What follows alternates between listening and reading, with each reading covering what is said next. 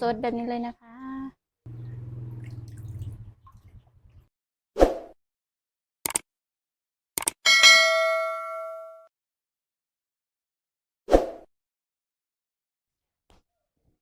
ค่ะทักทายสบายดีเอฟซีทุกคนเด้อแล้วก็สวัสดีเอฟซีฟังท่านทุกคนมื้อนี้ก็มาพบกับสะพรคือเก่านะทุกคนเนาะมื้อนี้ก็สะพรสิมาเฮ็ดกินอีกแล้วนะทุกคนเฮ็ดกินมื้อนี้ก็พิเศษเนาะทุกคนเนาะอืมอาหารทะเลอีกแล้วนะทุกคนมื้อนี้อันหรือว่าพี่สาวเขาเนาะเราเข้าไปในเมืองทุกคนแล้วก็ให้เราซื้อกุ้งมาให้ทุกคนนี่ก็คือกุ้งเนาะทุกคนโลนึงนะทุกคนนะโลนึงก็แสนกว่าบาท แสนตายกีบทุกคนแสนเจ็ดเนาะทุกคนกุ้งก็จะได้แบบตัวใหญ่ๆแล้วก็สดๆเลยเนาะทุกคนเนาะงามอยู่เลยทุกคนมันยังบ่ได้อันปานใดเนาะมันยังเย็นอยู่อืมยังงามอยู่เนาะทุกคนกุ้งจ้ะว่าเฮาสิเฮ็ดแบบเอ็ดอันแจ่วซีฟู้ดแล้วก็จ้ำแล้วก็เอาอันขนมจีนมาพันกินอีกแล้วนะทุกคนนี่ทุกคนมีพักเป็นหยังเนาะก่อนสิไปรับเบิ่งรับชมกับฝาก FC ทุกคนกดไลค์กดแชร์กดติดตามส่งซัพพอร์ตให้ด้วยทุกคน เพื่อเป็นกำลังใจในการให้คลิปต่อไปนะทุกคนเนาะสปอนกับบได้มาเฮ็ดคลิปนี่ก็หลายมือแล้วทุกคนเลยเป็น10กว่ามือแล้วบ่เนาะทุกคนเนาะ FC ทุกคนลืมกันเบิดแล้วบ่เนาะทุกคนวันนี้ก็เฮามีโอกาสก็เลยมาเฮ็ดคลิปให้ FC เบิ่งเนาะทุกคนไปเบิ่งกันเลยเด้อทุกคนอืมก่อนอื่นก็เฮาก็สิไปล้างกุ้งก่อนเนาะกุ้งเฮาก็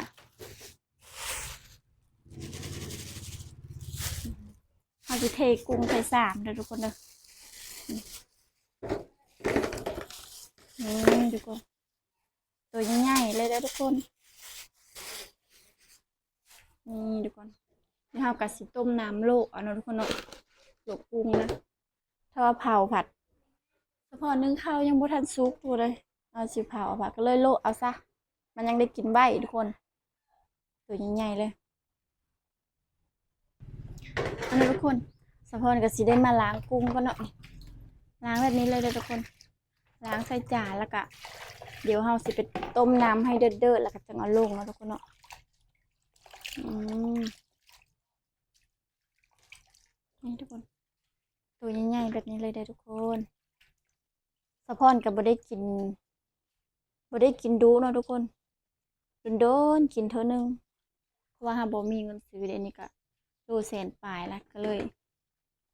โดนๆทุกคนกินแต่โดนลักเลยมากินอีเท่านี้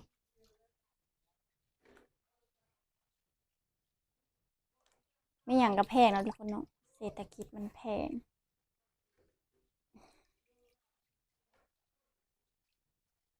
อืม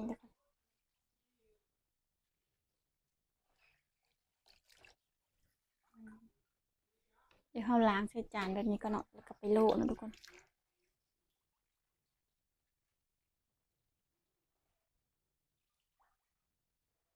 ทุกคนจานนึงอันนี้นะเดี๋ยวเทน้ำแล้วทุกคนเราล้างแล้วก็เราก็สิมาตัดหางเอาขี้ออกเนาะทุกคนเนาะขี้กุ้งออกก่อนนี่ทุกคนค่อยก็เฮ็ดบ่เป็นแล้วเนาะทุกคนบ่ฮู้วิธีเฮ็ดเนาะเราก็เลยเอามีดอันนี่ทุกคนเอาขี้แบบนี้ออกเราก็เลยตัดแล้วก็ดึงออกเนาะทุกคนเนาะได้ไหมจิ้มแฮวจิ้มฟันน่าจะสบายเนาะทุกคนสิได้กินอยู่บ่เนาะวันนี้เนาะจิ้มเฮาในแล้วทุกคนเอ้ยนี่ทุกคนเฮ็ดจังใดคอมเมนต์มาบอกให้เด้อทุกคนเธอนาบ่ฮู้แนวออกนะทุกคนเนาะ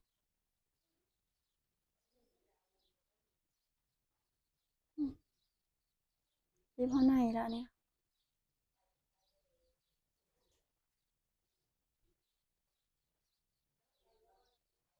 เฮ้ยสิได้กินอยู่บ่แม่ทุกคนนี่ทุกคน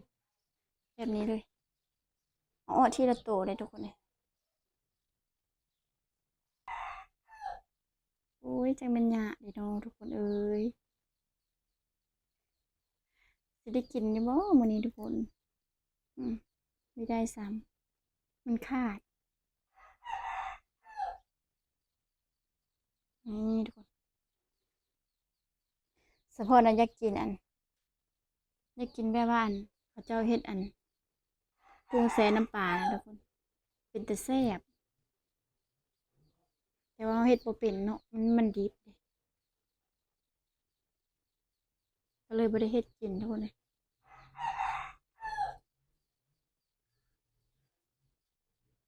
มันดิบในะเฮ็ดยากยันเบื่อเนาะทุกคน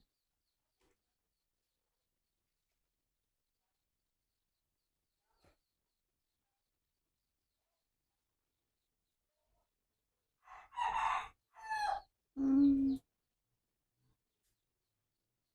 อืม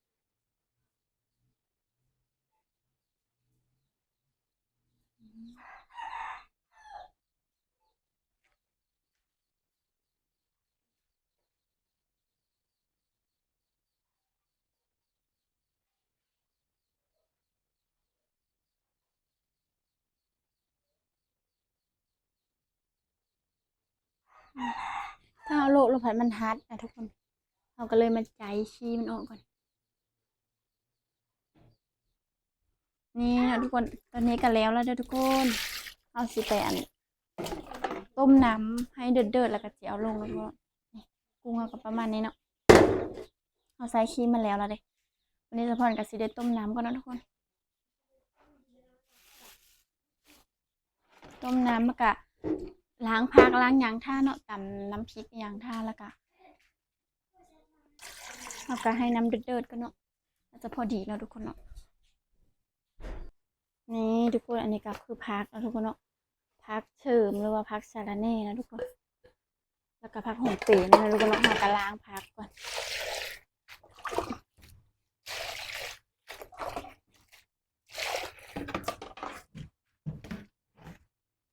ล้างผักไว้ก่อนเนาะทุกคน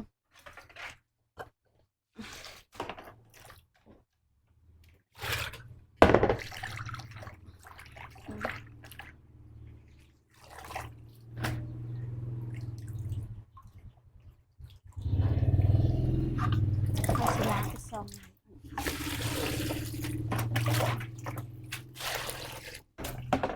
ผักอันนี้ก็ซื้อมาแต่เมื่อเลยทุกคนเพราะว่าอยู่เฮือนสะพอนยังบ่มีเนาะบ่ได้ปลูกซื้อมากินกับเมงขนมจีนทุกคน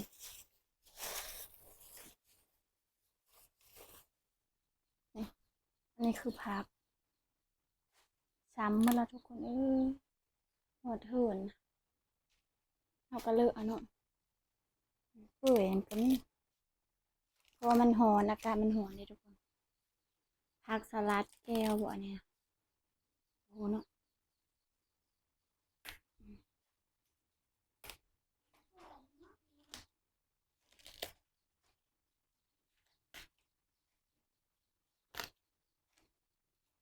แม่น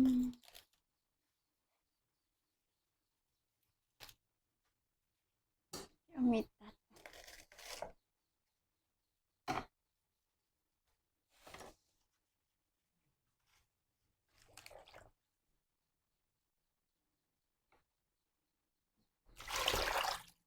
ล้น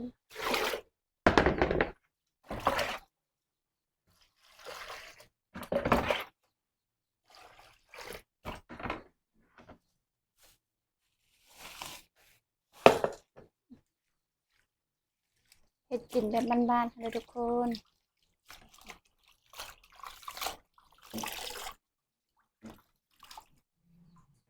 เราก็มาเลี้ยงผักไว้ก่อนเนาะ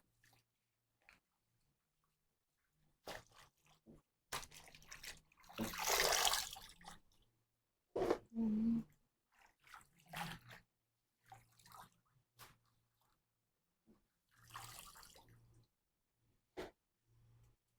แล้วก็มีผักกาดขาวอะทุกคนผักอันนี้ก็เราก็สิเอาหน่อยนึง น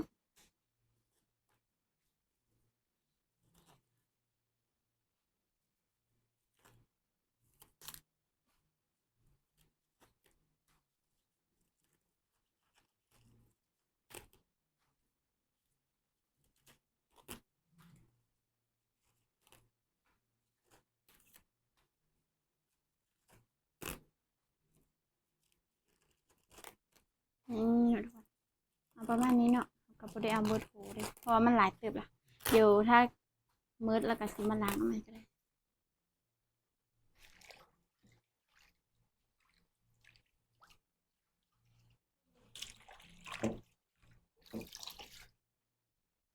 ผักเฮาก็หลายเติบได้มาเลยทุกคนมีหลายแนวเนาะผักหลายใบนี่ก็คือผักกาดขาวนะทุกคน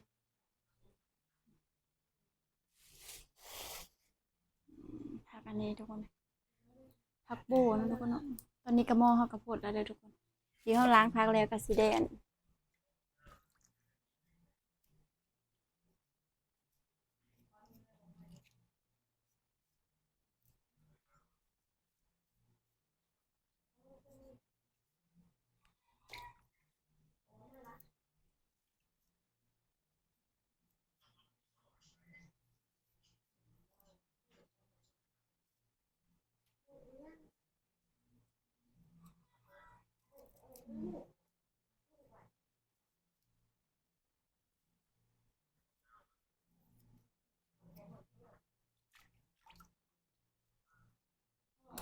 ต้นผักชีกับ2ต้นทุกคน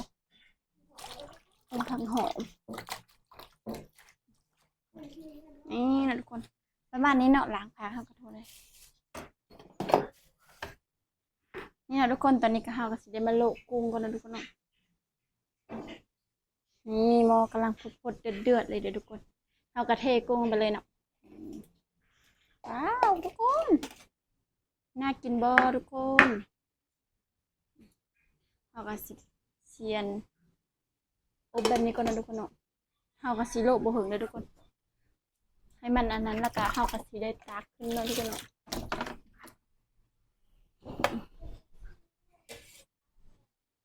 นี่ทุกคนถ้าโละโดนผัดยันมันหยาบบ่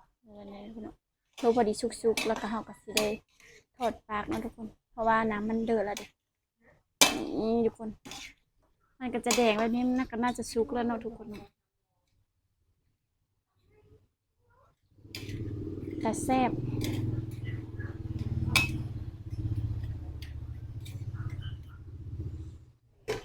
ทุกคนรออีกประมาณ30 วิเนาะทุกคนเนาะจ้ะทุกคนก็สิได้ปรุงนี่ทุกคนตอนนี้ก็หม้อเฮากันเดือดแล้วนะทุกคนเนาะทุกคนก็สิได้ทำการตักขึ้นใส่จานก็ได้ทุกคนนี่ทุกคนสดๆแบบนี้เลยนะคะ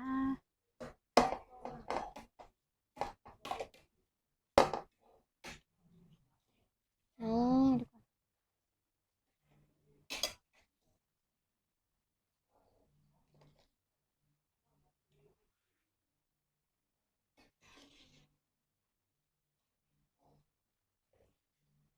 เด้งๆเลยเด้อทุกคนตัวเบ้อเริ่มเลย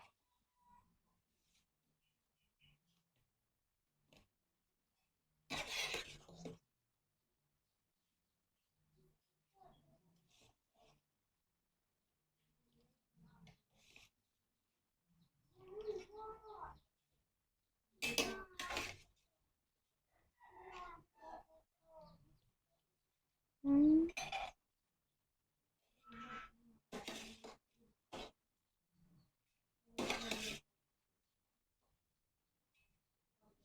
ไว้ทุกคนตกแล้วนี่ทุกคนหน้าตามันก็ประมาณนี้เนาะเออทุกคนนี่สดๆเลยนะทุกคนมื้อนี้ก็เฮาก็มาเฮ็ดน้ำพริกเนาะทุกคนแจ่วนะทุกคนเลยนี่ทุกคนเฮาสิเอาเลือกเอาแต่มะพริกสุกเนาะทุกคนถ้ามะพริกดิบเนาะอย่ามันเขียวเด้เฮาก็เลือกเอาหน่วยครึ่งๆแล้วก็สุก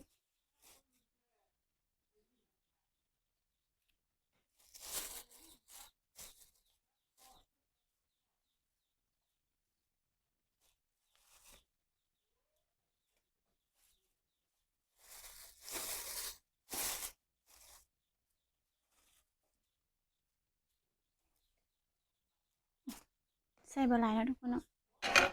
นี่ทุกคนสะพอนสิเอาน้ำกุ้งนี่เลยนะทุกคนเอ็ดอันน้ำจิ้มมันนะทุกคนมันจังแซ่บทุกคนเลยมันดีเนาะ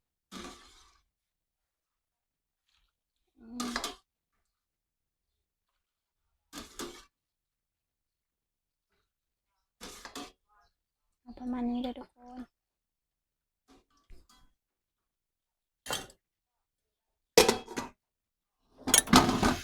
ทุกคนประมาณนี้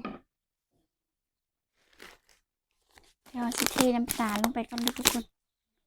แบบว่าให้มันเปื่อยท่านะทุกคน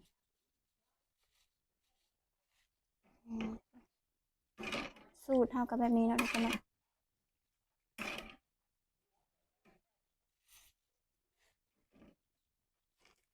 นี่ทุกคนใส่เป็นโนเบิร์ดถุง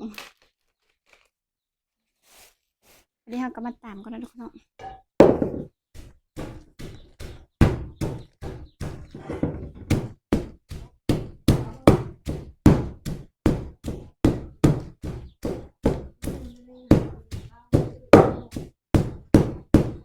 ตามให้มันแรกๆเลยทุกมาพริกตามมาพริกใส่กระเทียม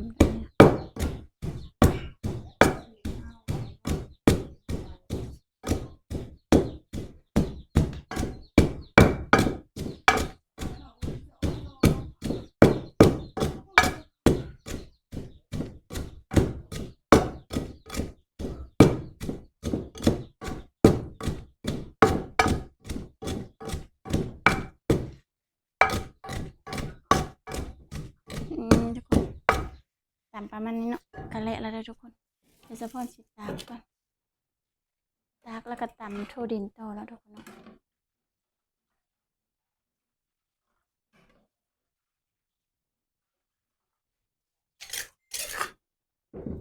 จะบอกเพชรพูดไปจากทุกคนเลยเทลงไปเลยเนาะโทดินนี่ทุกคนตำใส่เบิร์ดได้เลยชิมก่อนนะทุกคนว่าโทดินมันคิวอะยังไม่อยู่ตำให้มันมนๆแล้วทุกคน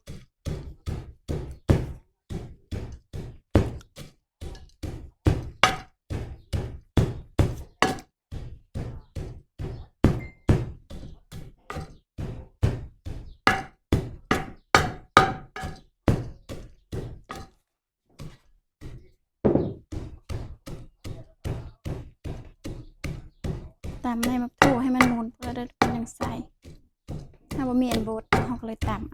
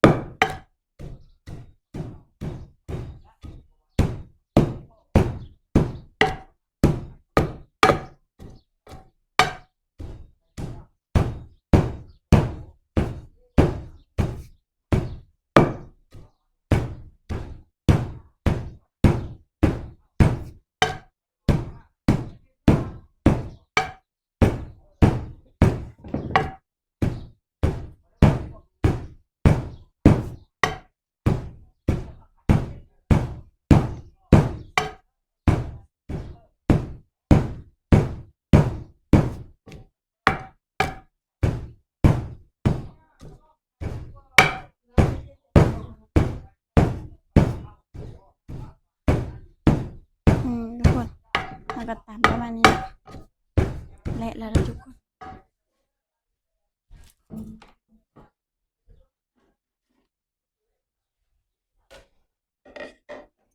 นี่ทุกคนถ้ายันน้ำลายกับเขากะ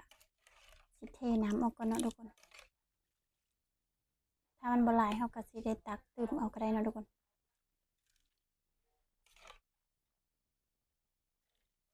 ทุกคนจากในโทดินใส่เลยแบบนี้สูตรสะพอนก็ประมาณนี้เนาะทุกคนเนาะ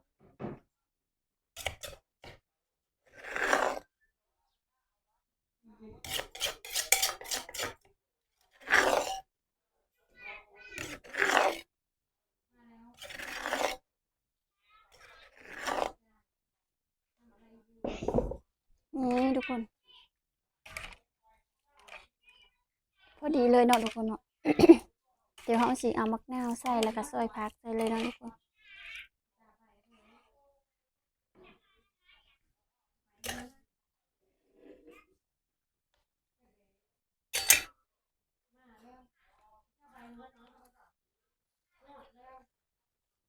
นี่ทุกคนผัก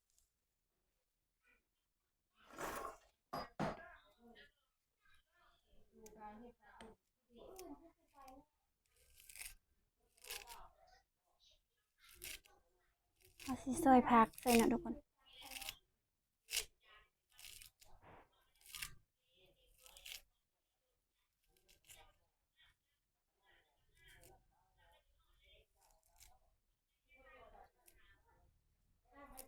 นี่ทุกคนใส่มะนาว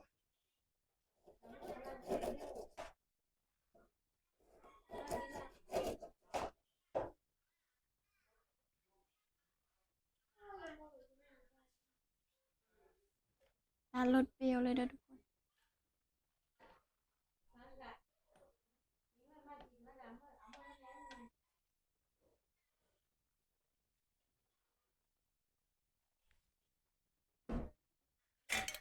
นี่วันนี้เขาสิชิมกันนะทุกคนว่าเป็นจังไดเนาะนี่ทุกคนตอนนี้ก็เซตเป็นที่เรียบร้อยแล้วเนาะทุกคนหรือว่าแล้วนะทุกคนเนาะมาได้อทุกคนกินน้ำกันเนาะนี่กุ้งตัวเป็นใหญ่ๆเลยเด้อทุกคนสะพอนขออนุญาตนะทุกคนกินก่อนนะทุกคนนะนี่เฮาก็สิมาพันแบบนี้เลยเด้อทุกคนนี่ป้ากุ้งเยิ้มๆเลยทุกคนมาได้อสิทุกคนกินน้ำกันเนาะแซ่บ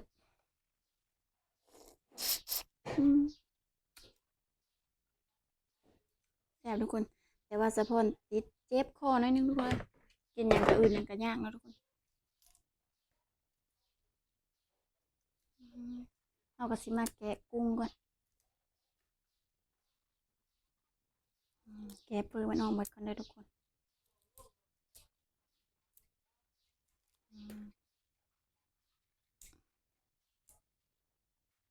แต่ก่อนเอาพันกับแบบว่าชิ้นหมูเนาะทุกคนเนาะกินเลยแต่คลิปนี้เฮาก็เลย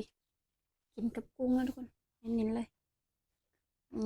ขนมจีนหรือว่าข้าวปุ้นบ้านค่อยเองนะทุกคน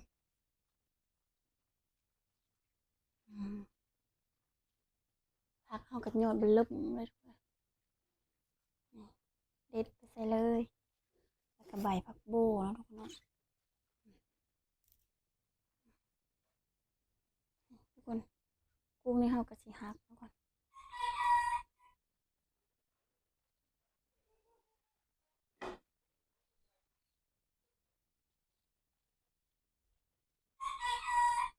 ขออนุญาตนะทุกคนเนาะกินคำใหญ่ๆ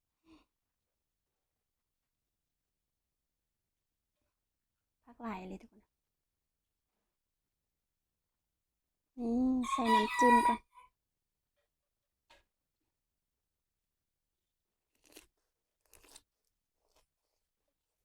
อืม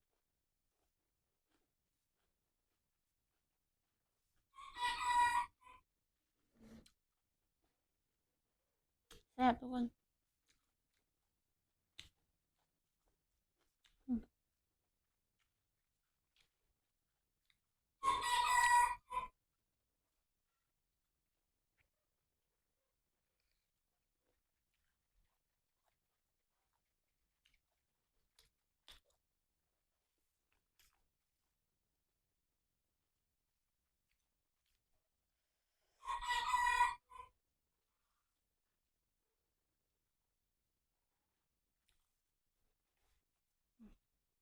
น้ำจิ้มโน่ๆแบบนี้เลยทุกคน